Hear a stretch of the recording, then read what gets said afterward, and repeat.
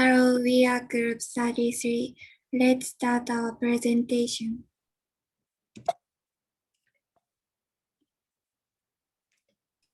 I would like to start by describing our project, which is to protect ecosystem in Nepal, more specifically Katmandhu.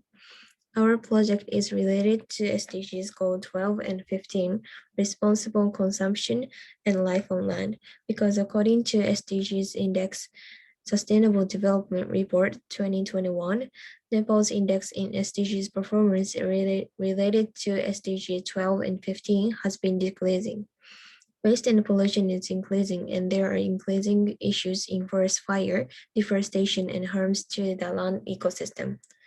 We have two targets. One is to raise awareness of SDGs and waste management, aiming for 2,000 junior and senior high school students under age 18 years old.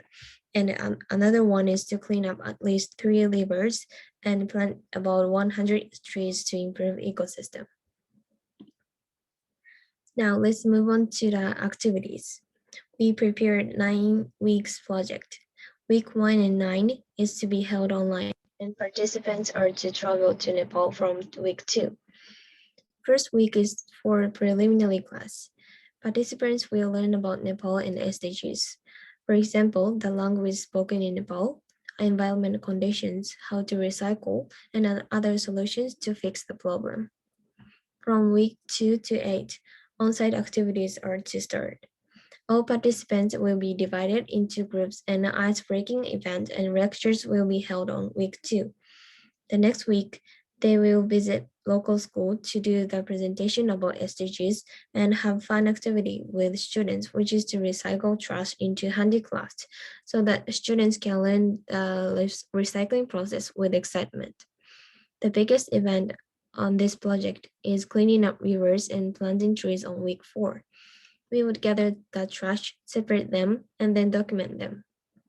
The next week is for reviewing week 4 and preparation for week 6. We will make flags and posters. Since we are to post videos of our project, we edit the video from previous week's activities during the week. On week 6, we will have fun work to promote our project to many local people. Students from local school will be participating in this as well. Week 7 is for publicizing. Details of this week are to continue editing videos from week 5, make social media posters, and do presentation about what the volunteers learned from the project and how they developed. Week 8, which is the last week in Nepal. The main activity for this week is reviewing. We will analyze the impact on local environment and people from our project and compile all the findings from the whole project. The last bonding between volunteers, a theme park or a beach, and peer party are to be held as well. All participants are going back to their hometown. The last week, week 9, the activity is to be held online. Videos, posters, and report made in previous weeks are to be published to promote our project. Next is about schedule and credit. Our project will run from May to August in summer. The project will basically run for 2.5 hours a day, Monday through Friday, 5 days a week. So participants have 2-day resting time, and the total credit should be about 4. Now, let's move on to budgeting. The budget includes travel expenses for round-trip flight and 2 months personal insurance for all participants. Flight ticket from Jakarta in Indonesia to Katmandhu in Nepal cost approximately 42,000 yen. 63,000 ticket from Oita in Japan to Katmandhu in Nepal.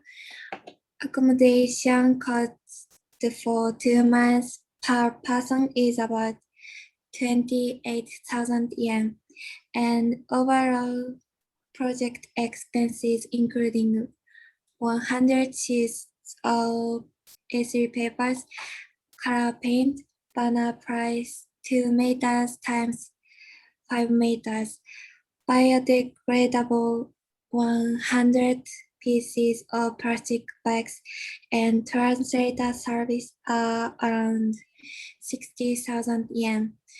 Volunteer fee per person is about 30,000. If it included flight and insurances, it would be 72,000 rupiah or 93,000 yen.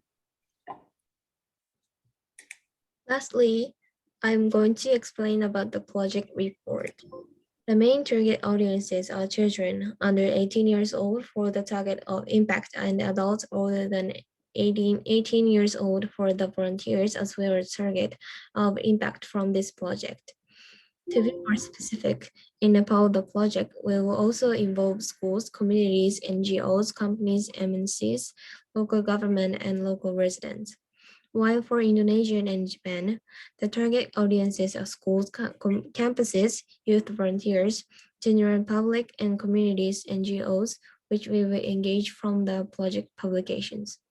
To reach this target audience, we will attract volunteers and potentials for the project through SNS or direct approach, and manage relations with the volunteers, partners, and the local through effective communication, digitally and physically.